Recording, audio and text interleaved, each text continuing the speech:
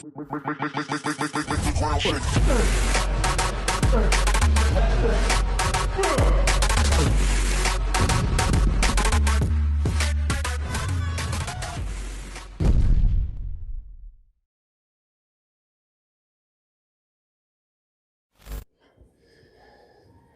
right, you guys, Dave Man Max 6, and I'm back with my good buddy and training partner, Joe Binley, right now from Project 80.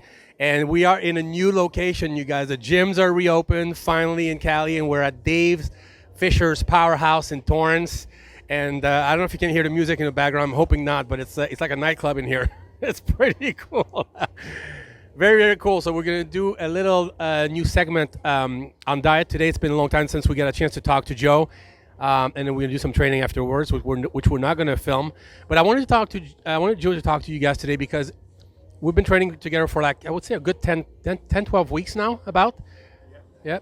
And Joe, since I've known him, has been a big keto guy. He's been on the keto diet for a long time, knows a ton about it. And recently, he just completely switched his diet from keto to conventional, if you want to call it that, conventional bodybuilding diet with lots of carbs or a lot more carbs than what he used to eat. So I wanted to kind of talk about the transition from, all these years in keto and maybe give you a little bit more information on that versus now, the new diet and bodybuilding and what the changes are and how he feels on it. So I'm going to give him the mic and he's going to talk to us a little bit about it today, Joe.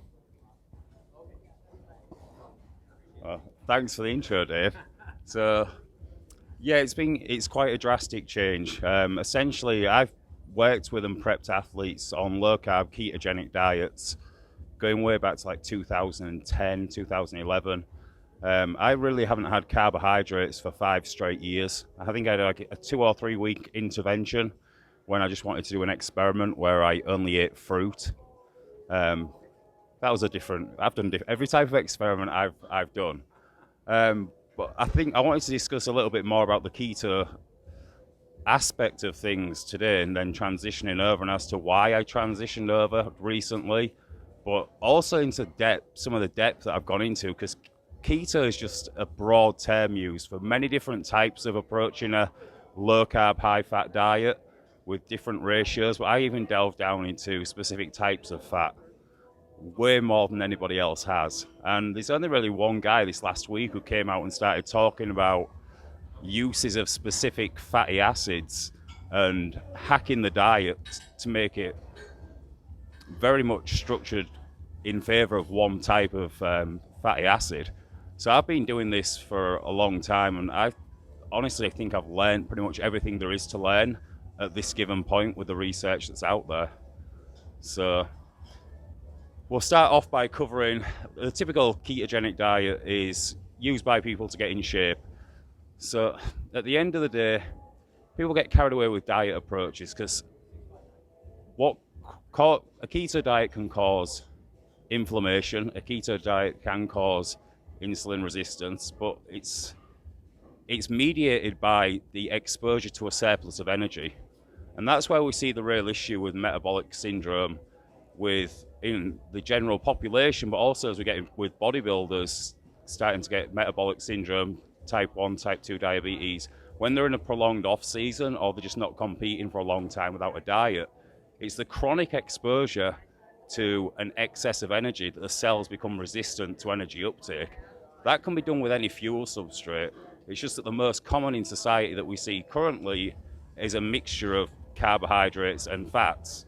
So back in the 50s and 60s, when you started to look at this, the demonized macronutrient was fat, specifically saturated fat, and then we saw the low-fat diets come to prominence, and now the high-fat diets have started to get some attention and realize, well, they're not too damaging, but it all comes back down to the energy, the amount of energy balance and how long you're in a calorie surplus for what period of time, and your existing health status.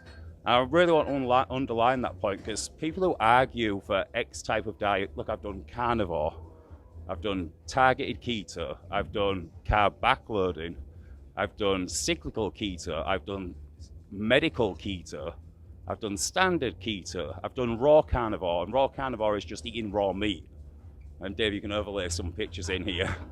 So I've done everything, and it all comes down to, they all work for a period, but it comes down to what else you've got going on in your life and how much energy you're putting into the body. So you will see bodybuilders generally look, as long as they're not overusing supplements when they're in a contest prep, they start to look a lot cleaner and a lot more healthy, and they have a lot more energy when they're about that 8-week out mark. A lot of the body fat's gone, they're very insulin sensitive, and that's a real key in moving a physique forward. It's keeping the cells responsive, and we don't see that very often. We see people force feeding for a period, trying to push through. The smart move there, if your body's not accepting more food and you're not gaining weight and you're starting to feel sluggish, back off for a week, 2 weeks, reset, and then your body will go again. You can only force things for so long. So I've seen this play out in a keto and in a non-keto, but some of the lengths I've gone to. So what I found best for athletes is you need some form of carbohydrates in your ketogenic diet. So depending on your lifestyle, that will dictate what style of keto will fit you. A lot of people, athletes in particular, will do a targeted ketogenic diet, which will be carbohydrates pre and intra-workout, or carbs just post-workout. Or a cyclical, which if you're not looking to really like push the envelope with physique, but you want to look great all year round and have a lifestyle, cyclical's great because you can do proteins and fats most of the week, and then if you want to go out with your family or whatever on a weekend, a Sunday, a Saturday at night, go out for a girlfriend or the wife, have a date night, absolutely perfect. And that's exactly what I did with Lee Powell when I prepped him for the Prague Pro Show, the 212s. He'd never done cheat meals in a prep after 19 years of competing in 40 pro shows, and every week I would send him out on Saturday night for date night and tell him what to eat. So we'd see how his body responded to simple sugars. If we did Chinese, we'd do sweet and sour sauce and would use a white rice and a starch, and then maybe the next week he'd go out for a steak and some baked potatoes or steak and fries, and you'd see different reactions throughout the prep to different food sources, so you knew when it come to loading what I'd respond best to. So I mean, I found that great for me as well, because when my body looked its best, I was doing a combination of maybe twice a week I would do a post-workout carbohydrate feeding of about 50 to 100 grams. And then on a weekend, I would maybe have 2 or 3 carb meals, which would give me about 300-400. And it was a lifestyle. So that would be the night that I would go out with friends, or it was really sustainable then. And you knew exactly where your body was going to land. So that's the one I favored, as opposed to doing pre-workout and intra-workout carbohydrates where blood sugars aren't quite stable. Some people get on great with it, but I don't. So that was a personal choice. Another reason I don't like that approach is because people don't drill down on the fat sources enough. So if someone wanted to do targeted keto with me, and we actually did it with Coach Christian Thibodeau, if anyone follows T Nation, he was he's wrote many books, and he was Charles Pelarquin's right-hand man from day one. So he's actually on his blog that I took over and rewrote his keto diet, and we had him in ketosis, and we were using intra-workout carbohydrates and refeeds and getting him back into ketosis within an hour and a half after training, and he was always back in ketosis like the night after he'd had a meal out. So that was a combination of the two. The reason I don't really like doing that too much is because if you're using a bunch of long-chain fatty acids in the morning and training in the afternoon and really ramping up insulin, then you've got a bunch of circulating triglycerides, and then you're ramping up insulin, so it's driving all those triglycerides home again. So in that scenario, I would use a lot more MCT and shorter chain fatty acids, and you would metabolize a lot quicker if there was going to be a carbohydrate introduced afterwards. And then once the carbohydrate had cleared and the blood glucose were back stable, then you could reintroduce the long-chain fatty acids, because it would normally take about 12 hours for those triglycerides to clear the bloodstream. So you can tell now, it's like you're drilling down on really what's going on with the body and the mechanisms of action and how long it takes for digestion and clearance of triglycerides to get the best possible environment for training output and reducing the risk of inflammation and any mediated associations with that. Talk about some of the different kinds of fat. You brought home a lot of fat over here, so it's a pain in the ass now, because these have literally just been pulled from a kitchen, and I'm not using any of them right now. Well, maybe one, but I'll talk specifically about a really interesting approach I experimented with only about 7-8 months ago, and this was a really high saturated fat diet to almost super physiological levels where I had to start making my own fats to hack the diet to increase the amount of a specific fatty acid in there, which is stearic acid, which is an 18 carbon chain, long chain fatty acid of a saturated nature, which the theory is, and some of the research is showing, if you have high enough amounts of stearic acid, and it might work with palmitic acid, which is a 16 carbon length saturated fat as well, that some of the fat cells will become insulin resistant. So basically you can eat and those fat cells are unable to uptake any energy. So in studies that were done in mice, there was a rapid reduction in adipose when they increased the amount of stearic acid in the diet. And my only worry with that was, if it's not going into subcutaneous fat, is it going into visceral fat? But they actually lost visceral fat in the study as well. So there was something really interesting going on. And there's a guy who's just started talking about something called the croissant diet. Now, Dave, you'll love that because it's French, right? But traditional, they have high starches and high saturated fat, and they had a great lifespan traditionally. So he started looking at this, and he's just been on the Mark Bell podcast, and he talks a lot more in depth than I'm going to today. But he's quite heavy set, and he lost a lot of weight. So I was trying to see what happened in an athletics setting, and I didn't do the starches with it. I kept it keto and just used a bunch of this, which is straight stearic acid, which essentially it's like candle wax. Oh, wow. So yeah, it's awful to use, and I was trying to get about 35 to 40% of my dietary fat from stearic acid. And what I noticed from that was, what happens is when you get that amount of energy from that source going in, they looked at the mitochondria and it actually fuses together. So it generates a lot of heat and increases the amount of uncoupling going on. So you generate a lot more, you waste a lot more energy, and you give off a lot more body heat. And if there's any bodybuilders out there who are starting to remember back to the Dan Duchesne days, that's a similar type of mechanism we'd see from DMP. And it was a very like similar feel in heat. It was, if you have a high amount of that stearic acid, I would get really hot and start sweating. So there's definitely something to it. What I found while I carried that out for about 3 or 4 weeks was my strength went through the roof as well. So I do believe I'd like to delve a lot deeper into that, but I do believe there can be performance benefits for it. Why people lost weight, I don't know if they actually tracked calories continuously, because you get huge amounts of satiation from that. So by proxy, if the cell's rejecting the energy going into the fat cell, logic would tell you it's staying in the bloodstream longer, so you've got more energy, so you're not getting those hunger signals as frequently. Therefore, by proxy, you're going to intake less energy because you're not getting hungry. So that's where there's a little bit of a limitation. So yeah, I'll leave that one there because that's a whole experiment in itself. And I thought I'd bring some of the random fats for you guys just to show you like stuff that we'd use. So this one, we've got camel fat. So I would go through all of my diet phases and change the ratios of fat. So it's not like, okay, so I know how much saturated fat I'm taking in, I know how much polyunsaturated, I know how much oleic acid and things like that I'm taking. I would have it broken down to individual fat sources. So I would okay, I know how much stearic I'm taking in, I know how much palmitic I'm taking in, I know how much omega-3 I'm taking in. I really want to reduce all the omega-6s, which I don't want to go off on another tangent, but I do believe that's where most of the damage is done to our body. When omega-6s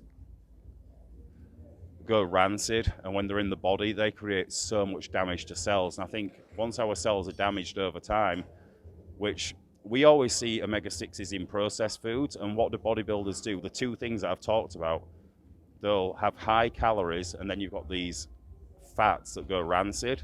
So it's like a 1-2 combo. You've got an excess of calories and energy that the cells can't deal with, and then you've got bad nutrients going, you've got a bad fats going in that's also going to damage the cell. And more often in off season, we're trying to grow, so those cells proliferate and copy, So if you've got any damage to the cell in the RNA, that's copying over. So you're copying bad information over from cell to cell. We see inflammation, and that's where you start disease states. So I'm trying to give a holistic view on performance, but also in health and how these things can interact depending on the food quality and the food amount and how long you're in a surplus.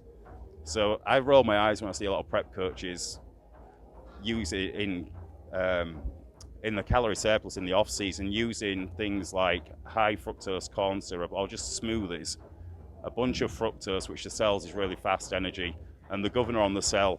Unlike glucose, if there's too much glucose coming into the cell, the cell will stop. It will say, okay, that's enough for now, and that's why you have high glucose for longer, and then you'll pump some more insulin to clear it. With fructose, it pretty much just says, come in, come in, come in. There's no real governor on the cells.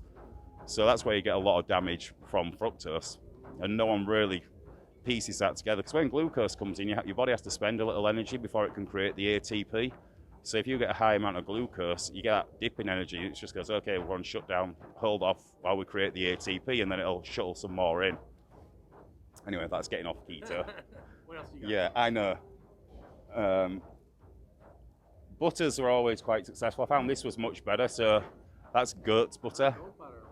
This is much sweeter, so if anyone just wants to try something a little bit different, really good fatty acid profile, usually from A2 goats, really good. They look sweet. That's just in regular stores. Yeah, I got this in Sprouts. Okay. It's in Mother's as well, most stores. Ghee. So this is yak ghee. When I say I've experimented and tried everything, I've tried everything. So it's like, this isn't the type of stuff I used to give to clients, by the way, but I like to know how everything feels in the body, because working with a lot of people with metabolic disease or just food intolerances in general, people might have bad reactions to things like cream or even butter, with any trace of dairy in there whatsoever. So sometimes goat's butter is tolerable, whereas regular butter isn't, for example. And that's how sensitive some people are. I mean, I've dealt with my own autoimmune disease for the past 4 years, which is part of the reason I've had so many of these diet interventions, like doing the Carnivore, which is useful for a reset, but it's not a long-term sustainable diet, despite what Dr. Sean Baker's doing. He's been on it for 2 or 3 years. If you're going to have deficiencies in a diet, they're not going to show in a month or 2 months generally. They're going to be a year, 2 years down the line, that they're really going to start playing out. And that's why you'll see a lot of people who have gone vegan after 1 or 2 years, they start falling off the wagon because they notice the body's falling apart. Look at all the sports athletes recently that have gone vegan and now they're getting injured a lot more. It takes a little time for these deficiencies to really show. So, I mean, this is where you just get a lot of hysteria about, oh, this diet's great, it feels great, but how is it going to play out long term? And also translates into preps when people are on like low calories for a while and everyone stresses out. I'm on low calories this week. Well, you're not going to completely shut off your metabolism in a week. People can fast for a week and not damage their metabolism. As long as at some point after a week, 2 weeks, you're going back to a baseline of calories for 3-4 days, it'll reset, it'll upregulate all the hormones. The same as low-fat diets, coaches giving low-fat diets. It's not about the food that you're getting in the day. It's potentially over a week, over 2 weeks. As long as you're getting some essential fatty acids in there every 3, 4, 5 days, like omega-3s at good levels, and saturated fats and monounsaturated, even if it's just weekly, if you're in a prep, for females especially, I mean, it's going to help reset things. It's when you do anything chronically in the wrong direction, that prolonged period of time, it just culminates. And that's where coaches really need to take, and athletes, if they're being coached, okay, I can probably push for this long, but then I need to reset for my hormone health and for my metabolic health. Take 3 days out of a prep and eat maintenance calories with a different macronutrient profile and focusing on micronutrient dense foods just to bring everything back up. And then your body will probably move forward again. Instead of just hammering it, increase supplementation, increase cardio and reduce calories again. So, yeah, I don't think I'll delve into this bag, but we've got butter powder, we've got MCTs, olive oil in there. I have to give this one a special mention. This is duck fat. This tastes awesome. And Nathan Payton, who's a really good friend, me and him talk a lot on nutrition. He's a nutritionist. He swears by this, and this has really strong uncoupling properties as well.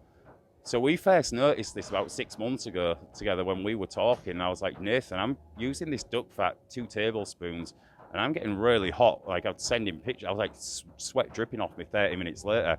And he was like, there's definitely something with this. And he's got it in all these guys' diets now, all the strongmen diets. So if you don't know Nathan, check him out. He's Pro Body Coach on Instagram. He did Brian Shaw's nutrition for his 4 World's Strongest Man titles. He's back doing Brian Shaw's diet again. He did Martin Litzis' nutrition when he won the World's Strongest Man the year before last. And he's just got a bunch of strongmen. He's a wealth of knowledge, and hopefully we can get him on the channel at some point because it's fascinating to listen to. Does he know more than you? Sorry? Does he know more than you? Of course, everyone knows more than me, Dave. I don't know anything. That's what I say. I'm the pretty face of the brand. That's what I try and get away with, right? So that's pretty much it. I did want to touch on MCTs because this is really popular in a lot of keto diets and low carbohydrate circles, as well as the exogenous ketones. I didn't use this. I don't use this hardly ever, and there's a reason. Like, we're trying to train the body to create ketones from long-chain fatty acids. That's a whole process. When you're taking something like MCT, it bypasses that process, pretty much created straight away and go into the bloodstream as ketones. It's a real fast conversion. So it's almost like a shortcut. You know, would you start practice, if you're a power lifter, would you start doing deadlift with a full suit on to assist you? You probably want to learn the basics, the movement pattern free before you put that suit on. So I was always against exogenous ketones, which is why I never released them with the brand. We had them made and they're in my kitchen. We would have been the 3rd company to have released exogenous ketones behind Prove It and Patrick Arnold's brand. But I didn't believe in the research and the science 4 years ago, I think that was. And I just wasn't a big proponent of them. And to this day, I still don't think they're that useful unless you've, got something like cancer and you need to keep your ketone levels elevated for a medical reason. So, but the cool thing about MCTs are if you do want a bump in ketones, generally MCT powders are a blend of C8, C10 and C12. It's a pretty even split. Some are more weighted towards C10. C8 is the shortest of all. It's 8 carbons. That converts really quickly. So I would take my blood level ketones. I could get a 0.7, 0.8 millimolar rise in blood level ketones in 30 minutes from taking 20 mils of liquid MCT. For anyone who doesn't know the relevance of that, what people class as in a state of ketosis is 0.5 millimolars. So essentially, this is where I get really wound up with people. It's like, I'm in ketosis. It's like you've got ketones in your blood, but you could take exogenous ketones. You could eat a pizza and take exogenous ketones and get ketones in your blood. The same as you could do with this, it masks things, especially if you've got the C8.